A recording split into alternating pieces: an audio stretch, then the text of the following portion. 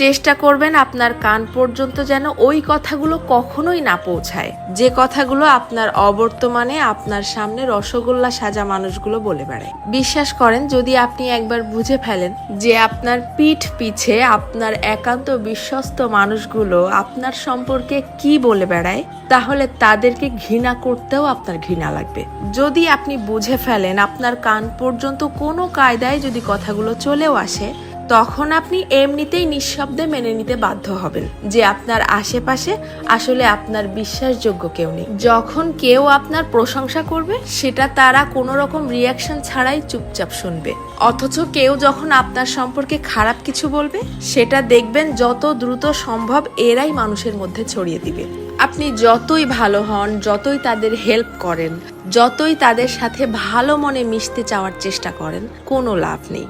কারণ এরা আপনাকে হিংসা করতেই বেশি পছন্দ করে। আপনার সামনে দেখাবে যে আপনাকে ভালোবাসে, অথচ আপনার পিঠ পিছে আপনাকে প্রচন্ড লেভেলের হিংসা করে। দীর্ঘদিন ধরে সবকিছু জেনেও চুপচাপ সহ্য করতে করতে যখন আপনি তাদের মতের অমিল হয় এইরকম সামান্য দুই একটা কথা বলে বসবেন, তখনই বুঝতে পারবেন তাদের আসল রূপ। তাদেরকে এতদিন ধরে দেখানো আপনার সমস্ত সম্মান, ভালোবাসা, হেল্প, স্যাক্রিফাইস বিশাল আকারে ঢাকঢোল পিটিয়ে আপনার মুখের উপরে ছুঁড়ে মারবে, যেন এগুলো তাদের কাছে কিছুই ছিল না। আমার কথাগুলো বিশ্বাস হচ্ছে না? আপনি আপনার জীবনে এই ব্যাপারটা একবার অ্যাপ্লাই করে দেখতে পারেন। বিশ্বাস করেন, কেউ কারোর আপন না, শুধুমাত্র সামনাসামনি আপন আপন সাজার ভান ধরে। যত দ্রুত আপনি এই সত্যিটা বুঝতে পারবেন, তত দ্রুত আপনার জীবনটা শুধরে যাবে।